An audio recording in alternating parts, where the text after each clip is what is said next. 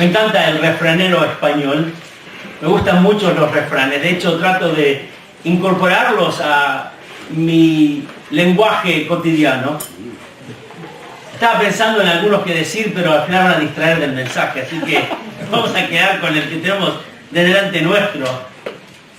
Me gusta mucho esta frase, borrón y cuenta nueva.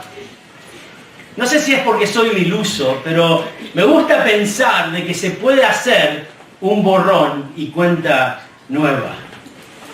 Borrón y cuenta nueva, para aquellos que quizás no saben lo que quiere decir, según la página de internet refranesespañoles.es, significa lo siguiente: es olvidar deudas y errores que han cometido otras personas y continuar como si nunca hubieran existido. Aparte, dice, es olvidar estos errores y no guardar rencor por ello. Es decir, la relación o el trato con estas personas tal como antes, tenía que ser tal como antes de lo que había sucedido. Imaginaros, una vez que empiezas a ver lo que quiere decir este refrán, es imposible para nosotros pensar de esa forma. Porque como humanos nos cuesta perdonar. Como humanos nos cuesta olvidar. Nos cuesta no guardar rencor por algo que pasó en nuestras vidas. Pero gracias a Dios, Él no es así. Dios es un Dios de misericordia. Y no le hace la vista gorda al pecado, no lo olvida, sino que Dios, cuando uno viene arrepentido delante de Él, perdona ese pecado. Dios en su misericordia perdona al pecador. Y dice la palabra de Dios que Él arroja esos pecados al fondo del mar. Esta tarde vamos a ver un borrón y cuenta nueva en la historia de Israel. Y es Dios, Yahvé, quien inicia este borrón y cuenta nueva. Estamos estudiando el libro de Primera de Samuel y estas últimas semanas hemos visto un relato bastante largo del arca del Señor que había sido robada de Israel. Luego de la vuelta, una vez que el arca es robada, los filisteos la tienen 7 meses, pero había traído tantos problemas a esa nación que estos deciden devolverla a los israelitas. Pero los israelitas, cuando ven que el arca viene a ellos, se alegran y luego actúan irreverentemente y Dios tiene que lidiar con ellos. Israel está viviendo en apatía espiritual. Pero no una apatía espiritual que había empezado hace una semana atrás, sino que esta apatía espiritual había empezado, escuchad esto, 400 años atrás. Había empezado con la conquista de la tierra prometida. Pero vamos a ver algo esta tarde. Que Dios en su gracia, en su misericordia, obra para hacer su voluntad. Y Él es quien obra en los corazones de los israelitas, de tal forma que ocurre un avivamiento, sí, un avivamiento en Israel. Esta tarde vamos a ver una historia que sucede 20 años después del episodio que vimos la semana pasada, cuando el arca había sido devuelta a Israel. Después de que Dios en su justicia le quita la vida a 70 personas que habían sido irreverentes, de una aldea pequeñita que estaba en la frontera entre Filistea e Israel. En medio de esa apatía espiritual, vamos a ver la misericordia de Dios. Ahora, ¿qué quiere decir cuando hablamos de la misericordia de Dios? ¿Qué quiere decir? Déjame dar una definición de un teólogo del siglo XX. Dice lo siguiente: la misericordia divina describe la perfecta y profunda compasión que Dios siente por sus criaturas que son personas, como lo demuestra su benevolente bondad a los que están en una condición lastimosa o desdichada, aunque no lo merezcan. ¿Visteis esto? La misericordia de Dios no es merecida. La misericordia de Dios es la profunda compasión que tiene Dios, y en este caso que siente por los israelitas, su pueblo. Y esta tarde vamos a ver cómo Dios demuestra esa misericordia. En este capítulo vamos a ver 5 escenas en esta historia. Son 5 historias que son un capítulo, que demuestran la misericordia de Dios en la historia de Israel. 5 escenas que demuestran que Dios es un Dios de misericordia en la historia de Israel. La primera escena la encontramos en los versículos 2 al 7 del capítulo 7. La amonestación de Samuel. La amonestación de Samuel. En los versículos 2 al 4 del capítulo 7 vamos a ver que en medio de uno de los peores momentos en la historia de Israel, el Señor demuestra su misericordia por medio de su siervo elegido, Samuel. Mirad en el capítulo 7, versículo 2 lo que dice.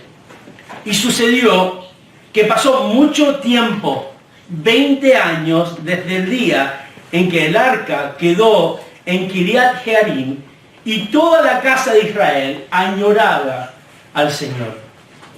Como vemos antes, lo último que habíamos visto, lo que vimos la semana pasada, había ocurrido 20 años atrás, 20 años, 2 décadas. Israel no tenía arca, ¿os acordáis que no la tuvieron por 7 meses? Y Dios obra de una manera increíble por medio de ese arca, pero después que la devuelven pasan 20 años y es como si Israel no tuviera Dios en estos 20 años. Pero inmediatamente algo pasa después de 20 años. Dice que toda la casa de Israel está añorando al Señor. Literalmente, esta palabra añorar en la Biblia de las Américas está traducido de esta forma, conlleva la idea de lamentarse, de sentir una profunda pena, como si alguien te hubiese privado de algo o de alguien. Israel, después de 20 años, que está el arca, que había estado en Kiriat Jearim, estaba ahora lamentándose. El texto bíblico no nos informa cómo, pero algo que es muy importante es que dice que toda la casa de Israel se estaba lamentando. Esto es importante porque no eran unas familias en concreto. ¿Se acordáis que habíamos empezado este libro viendo que había unas familias, una de ellas la familia de Elcana y de Ana, que eran fieles al Señor? Aquí hay un sentimiento de pena, de lamentarse, de añorar al Señor, pero que viene de todas las familias de Israel. Ahora, ¿por qué fue esto? ¿Qué es lo que había sucedido que llevó a la gente a lamentarse? No lo sabemos. Nada en el texto nos dice lo que había ocurrido. Nada nos indica qué había pasado, por qué había habido este cambio en el corazón de los hijos de Israel, pero sí podemos entender lo que había quizás pasado.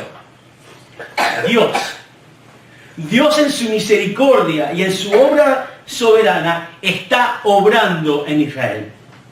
Cuando Israel parecía un cadáver espiritual, cuando ya le habían hecho reanimación cardiopulmonar, cuando habían utilizado esa máquina que se llama desfibrilador para tratar de reempezar el corazón, el médico estaba a punto de avisar el momento del deceso. Justo en ese momento, Dios obra, le da un poco de vida a Israel, en su misericordia, en su gracia soberana, e Israel comienza a lamentarse y da señales de vida. Esta es la oportunidad perfecta para que el hombre de Dios que había escogido, el jovencito que habíamos conocido hace unas semanas atrás, Samuel, el último juez, el primero de los profetas de renombre, para que él hable. Por cierto, desde el tiempo de Josué, Israel había estado dividida en regiones y en tribus. No había habido un líder nacional desde el tiempo de Josué. Estamos hablando 400 años sin un líder nacional. Y ahora en la transición, Samuel es el último juez de todo Israel, y cuando lo que está haciendo es unificar a Israel y preparar a Israel para que pronto, como vamos a ver, haya un rey. Su primer acto como juez, más o menos, aquí estamos hablando de que Samuel tendría unos 30 años. Así que tenía 10 años cuando el arca había sido devuelta, Y ahora tiene 30 años Samuel, más o menos. Y su primer acto como juez y líder en Israel es amonestar al pueblo de Dios. Mirad lo que dice el versículo 3. Entonces Samuel habló a toda la casa de Israel, diciendo: si os volvéis al Señor con todo vuestro corazón, quitad entre vosotros los dioses extranjeros y las astorets, dirigid vuestro corazón al Señor y servidle solo a Él, y Él os librará de la mano de los filisteos. Samuel predica un mensaje. Realmente lo que está haciendo aquí es predicar el verdadero arrepentimiento. La gente se estaba lamentando, Israel estaba en medio de lamentarse, y Dios obra en el corazón de Samuel y él habla a Israel. Y mirad, lo llama al arrepentimiento, le llama a trascender de ese lamento, ir más allá de añorar a Yahvé, ir ahora a un arrepentimiento genuino. Y mirad, esta predicación de Samuel, muy parecida a nuestras predicaciones, igual un poco más corta, tiene 3 puntos. Les dice que se tienen que arrepentir, les dice que tiene que eliminar y les dice que tienen que reenfocar sus vidas. ¿Viste? Le dice: si os volvéis a Yahvé con todo vuestro corazón, esto es un verdadero arrepentimiento, ese cambio total de cómo estaban viviendo. Y les dice: si os volvéis a Yahvé, si regresáis al Señor con todo vuestro corazón. Esto implica sentimientos, tu mente. Esto implica el ser de una persona. Israel vivía dividida. Por un lado estaba agradecida al Señor y contenta que el arca había vuelto, y al mismo tiempo era irreverente y no quería que el arca esté cerca de ellos. ¿Por qué? Porque su corazón estaba dividido. Por eso Samuel le llama a volver al Señor. Pero también parte de ese arrepentimiento, de ese volver al Señor, es algo que tienen que hacer, es quitar de entre vosotros los dioses extranjeros y las astorets. Algo que tenían que eliminar eran los ídolos de sus vidas. Mirad, no solamente dice dioses extranjeros, sino también dice aquí las astorets. ¿Qué eran estos o estas? Bueno, Astoret era una diosa de la fertilidad, una deidad femenina que era vista como una diosa consorte, una diosa pagana, la cual los israelitas adoraban. Y esto no era nuevo para ellos. Sino Samuel no había sido el primero que había hablado a Israel y le había dicho estas palabras, sino que Jacob en Génesis 35:2 había hablado de esto. Y Josué había dicho esto al final de su vida, en Josué 24. Había sido un problema para Israel, no solamente el tener ídolos, sino tener a esta diosa Astoret. Samuel les dice: volved al Señor. Si os estáis lamentando, estáis en una situación terrible, pero ahora tenéis la oportunidad de no solamente arrepentiros, sino eliminar a estos dioses, entre comillas, que os han hecho tropezar. Y finalmente, mirad, al final del versículo 3, les llama a reenfocar sus vidas, a comprometer sus vidas a Yahvé. Versículo 3, al final dice: y dirigid vuestro corazón al Señor y servidle solo a Él, y os librará de la mano de los filisteos. Mirad estas 2 palabras que hablan del compromiso del creyente israelita: dirigir y servir. Esas 2 palabras explican un corazón, el servicio de una persona que ama a Dios. Samuel llama a los hijos de Israel a dirigir su corazón a Yahvé. Su corazón no podía estar dividido entre Baal y Yahvé. Su corazón, sus sentimientos, su mente tenía que estar dedicada a Dios. Mirad, esta dedicación iba a resultar en servicio. Ese servicio no era solamente para él. No era solamente para ellos, sino tenían que servir al Señor. Así que, ¿qué iba a pasar si Israel se arrepentía? ¿Qué iba a suceder cuando Israel eliminara esos dioses paganos? ¿Cuál era el resultado de una vida comprometida a Yahvé? Samuel les dice. Le dice que Yahvé les iba a librar de la mano de los filisteos. Dios iba a salvarlos de la mano de los filisteos. Recordad que años y años los israelitas habían sufrido a manos de los filisteos. Y ahora en su arrepentimiento, si era genuino, ellos iban a ser librados militarmente de estos filisteos. Recordad lo que dijimos hace un par de semanas. Los filisteos eran superiores en todo. Pero ahora Dios iba a lidiar con ellos. Versículo 4. Los hijos de Israel quitaron los Baales y las Astorets y sirvieron solo al Señor. Aquí vemos que los hijos de Israel lo que hicieron es exactamente lo que les pidió el profeta Samuel. Él les dice, les había pedido, les había amonestado a hacer algo y ellos aceptan el desafío y lo hacen. Quitan del medio a estos dioses, estas diosas paganas. Y dice el versículo 4, algo que nos conmueve, dice que sirvieron solo a Yahvé. Aquí vemos la misericordia de Dios con Israel, ¿no? Vemos que Él es quien pone en el corazón de Israel este remordimiento, esta tristeza que lleva a un verdadero arrepentimiento. Esta tristeza no era una tristeza en vano, sino que esta tristeza llevaba a un verdadero arrepentimiento. El apóstol Pablo, años después, iba a hablar de esto en 2 Corintios 7:10. Pablo habla de la tristeza que es conforme a la voluntad de Dios, que produce un arrepentimiento, que conduce a la salvación,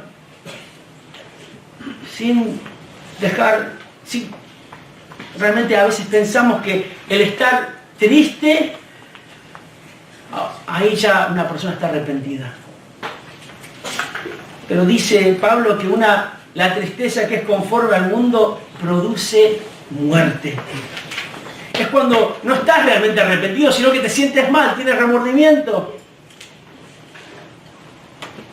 Pero la tristeza que sí produce un arrepentimiento es la tristeza que lleva a la vida.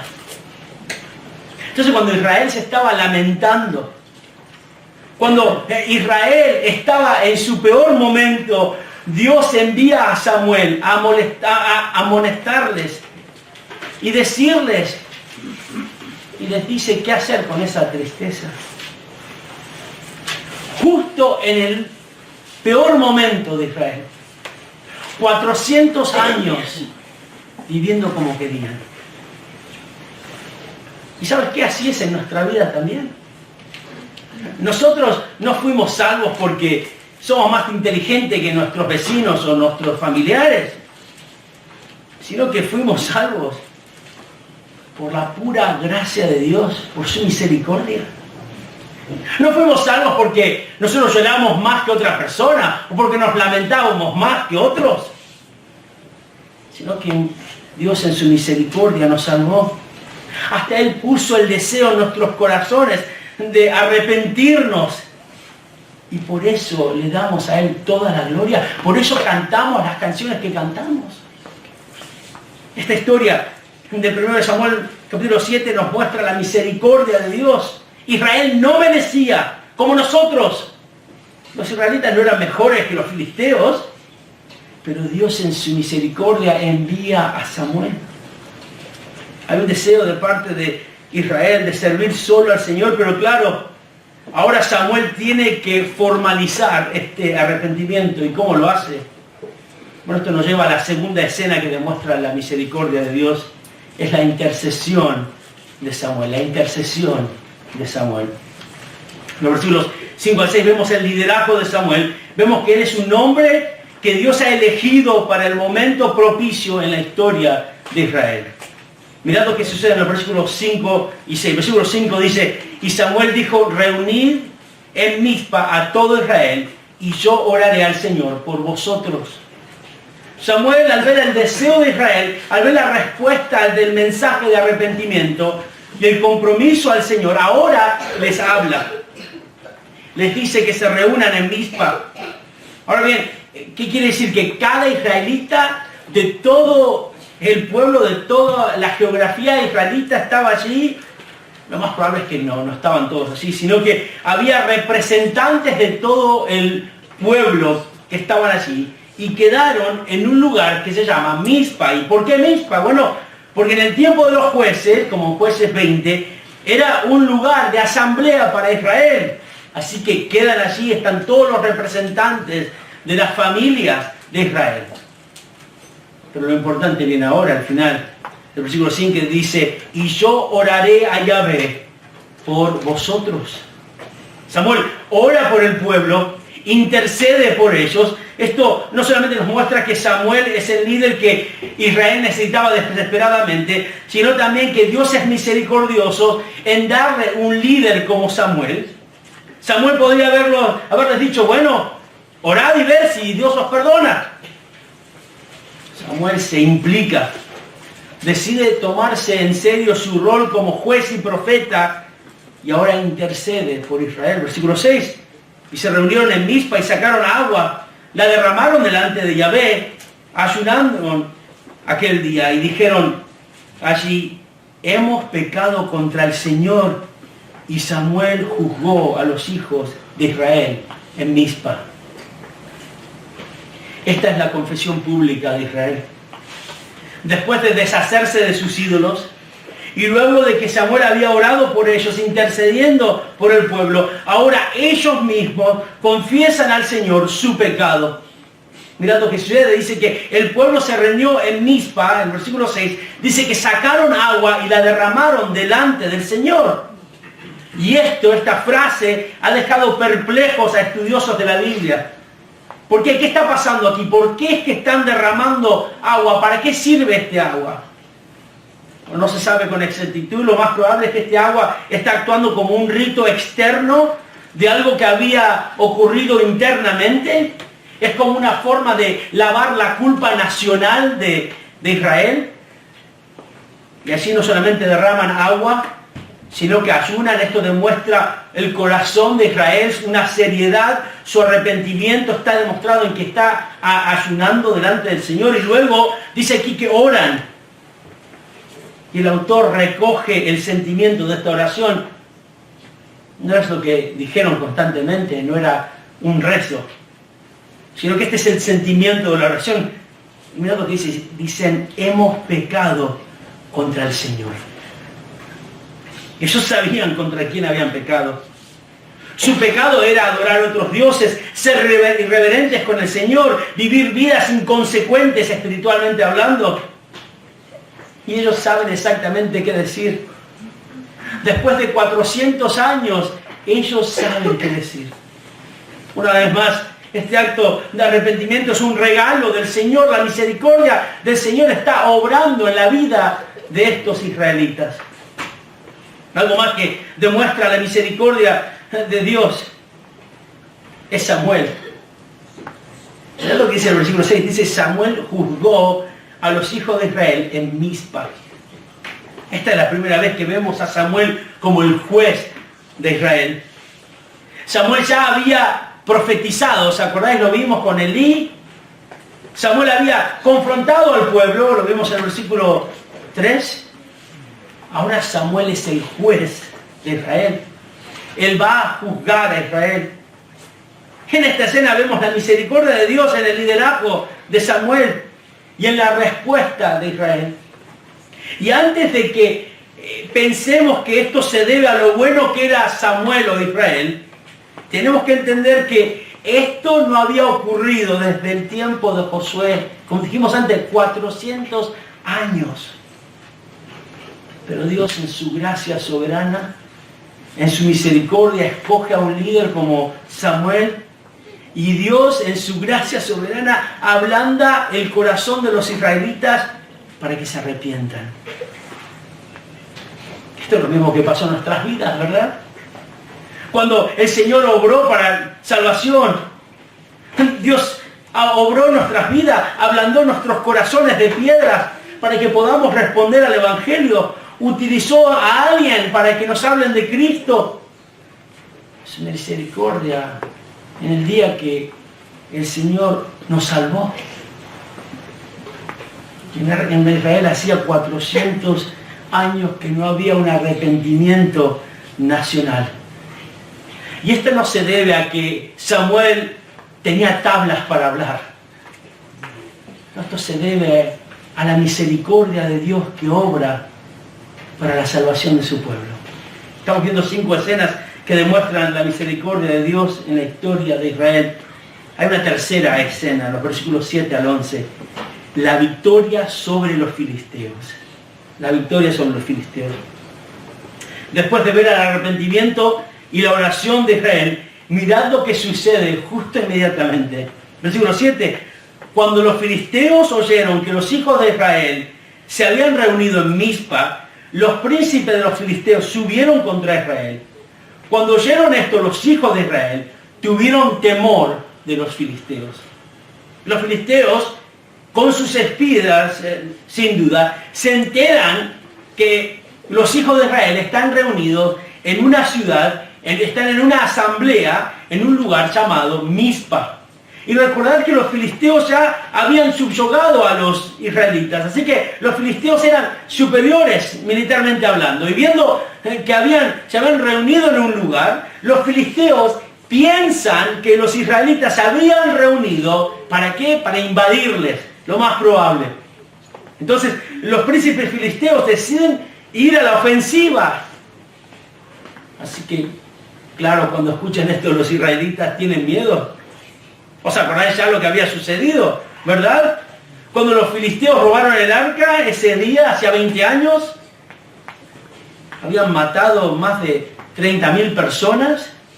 El poderío militar de los filisteos era increíble. Claro que los israelitas tenían miedo. Versículo 8.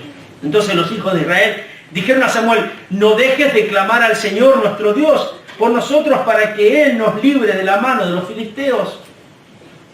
Los líderes de Israel hablan con Samuel, les piden que continúen intercediendo por ellos. Ya lo había hecho antes, ¿os acordáis? Antes, cuando se habían arrepentido de sus pecados. ¿Y os acordáis qué había hecho Israel en el último enfrentamiento que habían tenido hacía 20 años y 7 meses? ¿Qué hizo Israel? Habían sacado el arca de la suerte a pasear para que les trajera suerte. Pero esta vez las cosas son diferentes. Ellos piden y suplican a Samuel que ore por ellos. Por cierto, ¿sabéis esto? Eso es algo increíble. La última vez que Israel le pide a un líder espiritual que ore por ellos, ¿sabéis quién fue? El líder era Moisés. Tanto tiempo atrás. ¿Cómo han cambiado las cosas? Versículo 9. Tomó Samuel un cordero de leche y lo ofreció como completo holocausto al Señor, y clamó Samuel al Señor por Israel, y el Señor le respondió. Samuel toma cartas en el asunto y ofrece un sacrificio al Señor. Este es el sacrificio de sangre. Claro que esto no era para convencer a Dios de que les ayude, sino que era un testimonio de lo que había ocurrido en el corazón de los israelitas. Había habido un cambio verdadero. Y luego dice que después de ofrecer este sacrificio, Samuel clama al Dios de Israel. Sí, una vez más está intercediendo por el pueblo.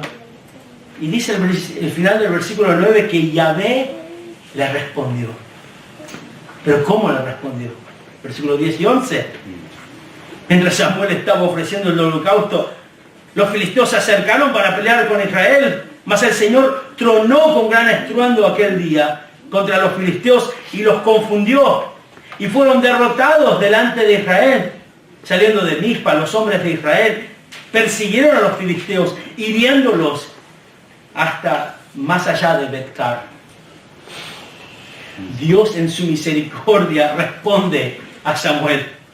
Y mirad lo que sucedió, dice el versículo 10, que mientras Samuel estaba ofreciendo holocaustos, los filisteos se acercaron para pelear. En el momento que Samuel había venido delante de Yahvé para ofrecer un sacrificio, justo en ese momento los filisteos, quienes eran militarmente superiores y poderosos, se acercaron para pelear con Israel. Imaginaros la tensión en Mizpa.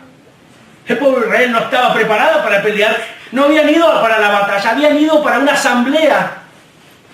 Ellos habían ido a Mizpa para orar a Dios con un corazón arrepentido. Mira cómo sigue el versículo 10, dice, el Señor tronó con gran estruendo aquel día contra los filisteos y los confundió. Fueron derrotados delante de Israel. Dios hace uno de sus milagros. Dios con truenos confunde a los filisteos. ¿Cómo me gustaría que el autor del 1 de Samuel nos hubiese dado algún tipo de detalle más? ¿Cómo hizo esto Dios? ¿Cómo es que con truenos los confundió? Bueno, vamos a tener que conformarnos con la información que tenemos delante nuestro, pero Dios de alguna forma está utilizando truenos, quizás una tormenta eléctrica, para hacer su voluntad. ¿Y qué hace? Dios con truenos confunde a los filisteos. Ya lo había dicho la madre de Samuel, Ana, en el capítulo 2, versículo 10, cuando estaba orando al Señor, dice, los que contienden con el Señor serán quebrantados, Él tronará desde los cielos contra ellos, el Señor juzgará los confines de la tierra, a su rey dará fortaleza y ensalzará el poder de su ungido. Él tronará desde los cielos contra ellos, dijo Ana en esa oración años atrás. Ana había profetizado este momento. Es lo que hace Dios. Pero no fue todo, sino que también Dios en su soberanía confunde a los enemigos y los filisteos son derrotados delante de Israel. Versículo 11. Saliendo de Mizpa, los hombres de Israel persiguieron a los filisteos, hiriéndolos hasta más allá de Bet-car. Qué diferencia entre lo que sucede en el capítulo 7 y lo que había sucedido hacía 20 años en el capítulo 4, ¿verdad? Los israelitas en el capítulo 4 habían sufrido una derrota. Deciden llevar el arca, vencer a sus enemigos y pierden más de 30.000 soldados y el arca. Pero aquí no hay arca, sino que hay un corazón arrepentido. Y Dios en su misericordia obra y Él solo, sin la ayuda de nadie, derrota a los filisteos. Él solo, Dios sola, tronó y Él confundió. Israel solo tuvo que perseguirlos, pero la batalla ya estaba ganada. La misericordia de Dios está evidenciada en lo que Dios hace por Israel. La dedicación de Samuel como intercesor de Israel. Dios obra para bien con su pueblo. Esta es su misericordia.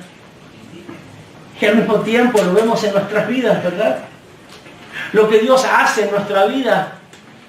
Todo lo que tenemos físicamente y espiritualmente se debe a la misericordia de Dios. No se debe a que eres mejor que otros.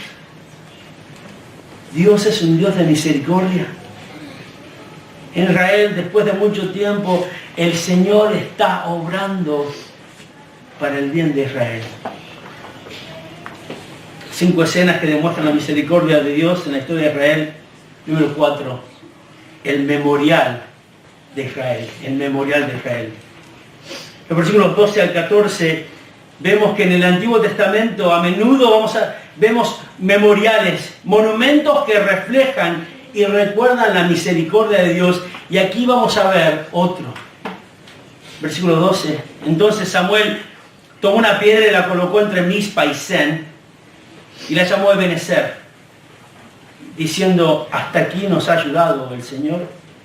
Los filisteos fueron sometidos y no volvieron más dentro de los límites de Israel, y la mano del Señor estuvo contra los filisteos todos los días de Samuel. Las ciudades que los filisteos habían tomado de Israel fueron restituidas a Israel, desde Ecrón hasta Gat. Israel libró su territorio de la mano de los filisteos y hubo paz entre Israel y los amorreos. La misericordia de Dios ahora va a ser recordada por medio de este memorial. En el versículo 12 dice que Samuel tomó una piedra y la colocó entre Mizpa y Sen. Ahora, ¿qué es esto de una piedra? Bueno, esto Israel lo había hecho muchas veces. De hecho, Jacob lo había hecho. De hecho, ¿os acordáis que una vez que cruzaron el Jordán con Josué, cuando entraron a la tierra prometida, sacaron 12 piedras y la pusieron del otro lado del Jordán como una especie de memorial al Señor, en Josué 4:20.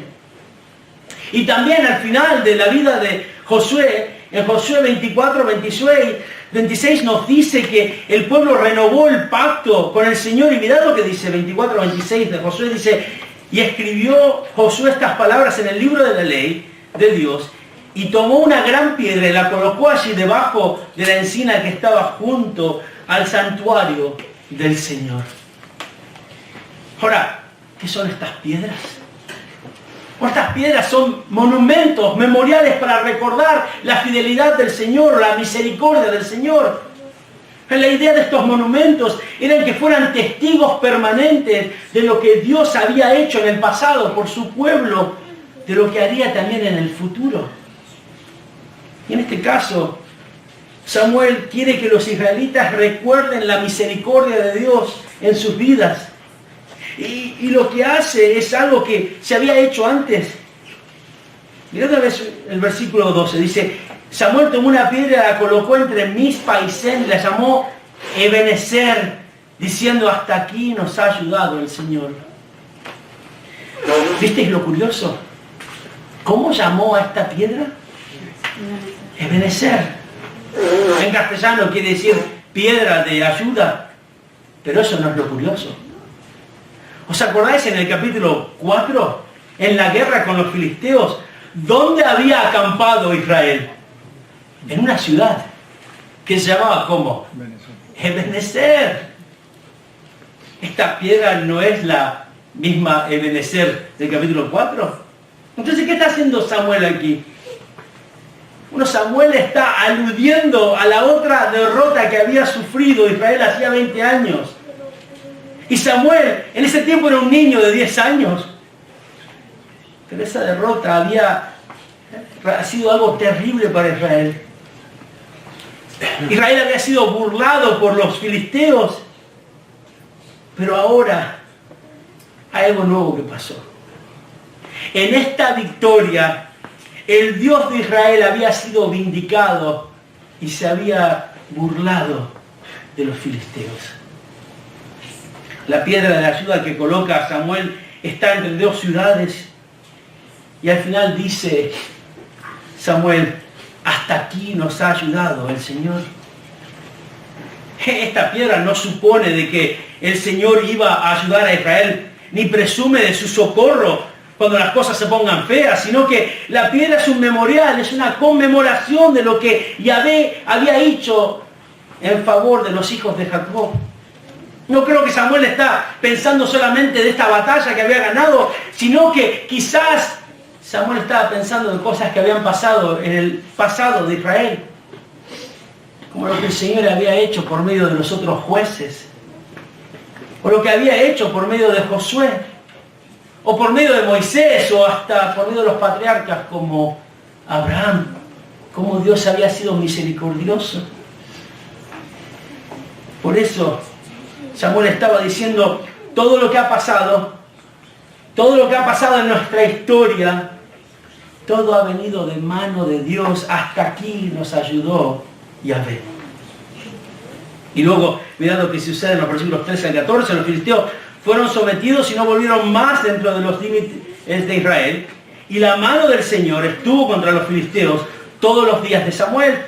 Las ciudades que los filisteos habían tomado desde Israel fueron restituidas a Israel, desde Ecrón hasta Gad, e Israel libró su territorio de la mano de los filisteos y hubo paz entre Israel y los amorreos. Dios obra para hacer su voluntad. Los filisteos fueron inconsecuentes en los días de Samuel.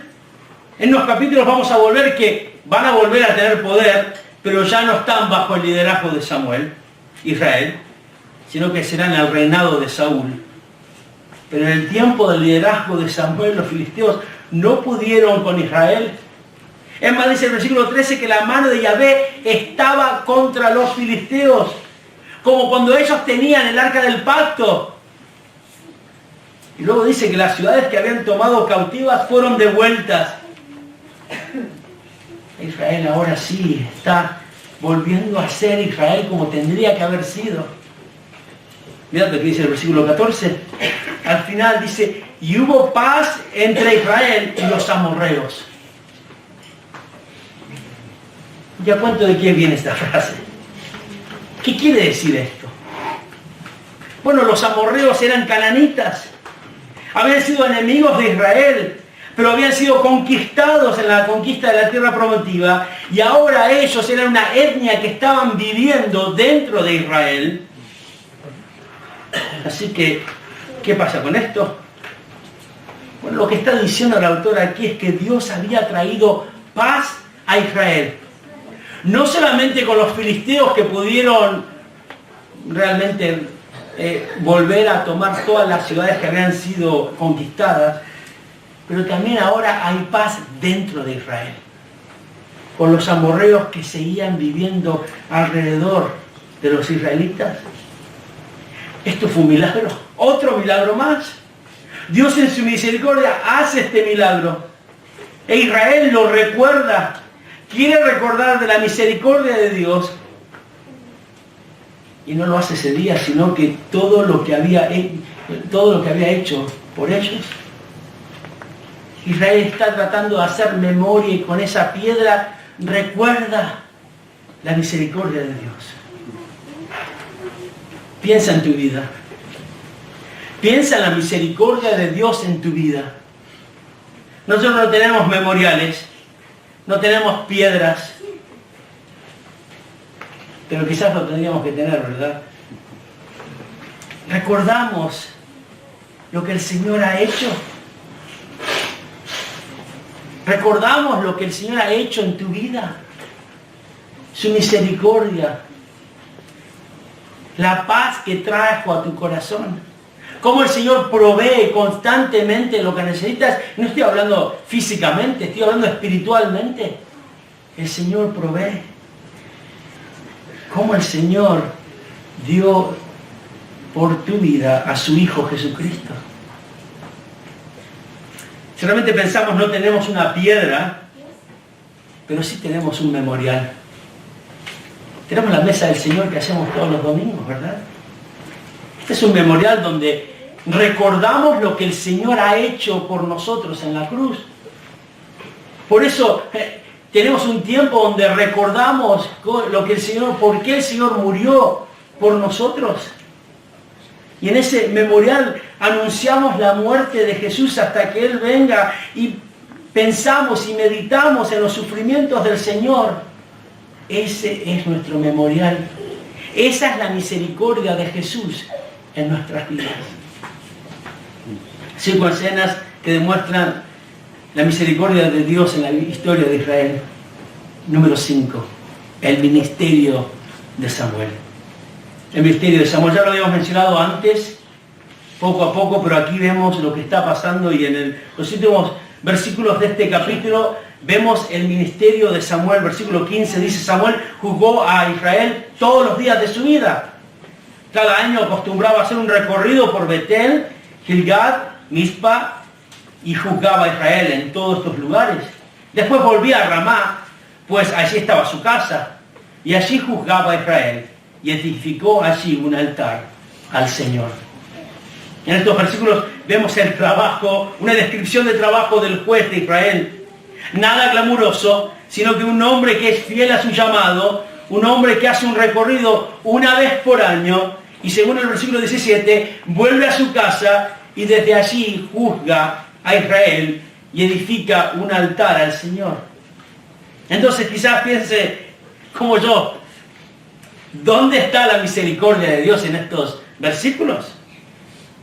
Quizás me diga, sí, es una bonita escena porque vemos el recorrido que hace Samuel. Estaba ocupado, y que vuelva a su casa, me parece muy bien, que vaya a descansar y que juzgue a Israel de su casa, pero ¿y qué? O algo que vemos en el libro de los jueces, es que los jueces, ¿os acordáis? Había una degeneración de generación en generación, y los jueces iban de mal en peor. ¿Os acordáis de los jueces cuando estudiamos el libro de los jueces? Realmente los jueces demostraban la decadencia del pueblo. Parece que ninguno de estos hombres son fieles a Dios. Entonces este resumen de la vida de Samuel demuestra su fidelidad al Señor, su fidelidad a Israel, su fidelidad a su llamado como juez y profeta de Israel. Y claro, vamos a ver en los próximos capítulos, su vida no acaba aquí, pero es interesante que Dios en su gracia escoge al último juez, Samuel, que sea un hombre de Dios, un hombre que lidera a Israel a arrepentimiento, que predicó y la gente se arrepintió al Señor. Esta es la misericordia de Dios en la vida de Israel. Ahora este capítulo es difícil de dividir, pero es un capítulo donde vemos la misericordia de Dios claramente en estas escenas. Cada una de ellas demuestra a un Dios que es rico en misericordia. Un Dios de misericordia, ¿verdad? Cuando Moisés pidió ver la gloria de Dios, Dios le dijo que iba a pasar frente de él, pero que lo iba a esconder en una roca y que solo iba a poder ver su espalda. Pero cuando Dios pasó frente a Moisés, Yahvé se describió. Él proclamó en Éxodo 34, 6 y 7 y dijo, entonces pasó el Señor por delante de él y proclamó, el Señor, Dios compasivo y clemente, lento para la ira y abundante en misericordia y fidelidad, el que guarda misericordia a millares, el que perdona la inequidad, la transgresión y el pecado, el que no tendrá por inocente al culpable, el que castiga la iniquidad de los padres sobre los hijos de los hijos, hasta la tercera y cuarta generación. ¿Visteis lo que dice Dios de sí mismo? Dios podría haber dicho cualquier cosa de sí mismo, ¿verdad? Porque es Dios. Y una de las cosas que dice es que Él guarda misericordia a millares. Pero eso no es todo. Cuando Cristo es presentado en Juan 1:14, es presentado como uno que está lleno de gracia y verdad. La palabra gracia es un sinónimo de misericordia. Y esta es la misericordia del Señor que nos ha dado a nosotros cuando nos salvó, cuando nos perdonó, hasta cuando nos perdona día a día.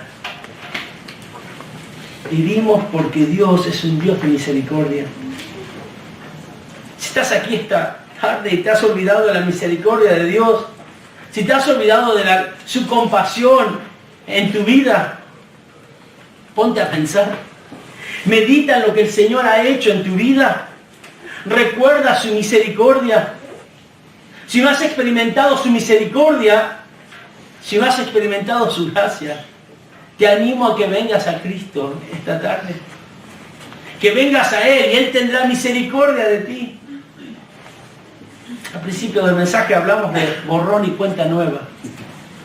El refrán quizá está hablando de obviar una ofensa, pero con Dios podemos hacer borrón y cuenta nueva. No porque Dios obvia nuestro pecado, porque no lo hace, sino porque Cristo pagó nuestra deuda. Cristo pagó nuestra culpa. El justo por los injustos, para que seamos justicia de Dios en Él. Solamente por medio de Cristo puedes venir a Él. Solamente arrepintiéndote de tus pecados puedes ser perdonado. Recuerda que es la misma misericordia de Dios que obró en los israelitas tantos años atrás. Es la misericordia que obra hoy mismo para salvación. Oremos. Señor, qué bueno que eres. Qué grande que es tu misericordia. Señor, Lamentaciones dice que son nuevas cada mañana. Señor, gracias por salvarnos. Señor, oro por aquellos que están aquí, que se han olvidado de tu misericordia, que quizás te conocen, pero sus corazones están tan lejos de ti. Señor, que tú en tu misericordia obres en sus corazones para santificarles. Y Señor, oro por aquellos que no te conocen, que quizás estén aquí. Señor, que obres también para salvación esta tarde, en el nombre del Señor Jesús.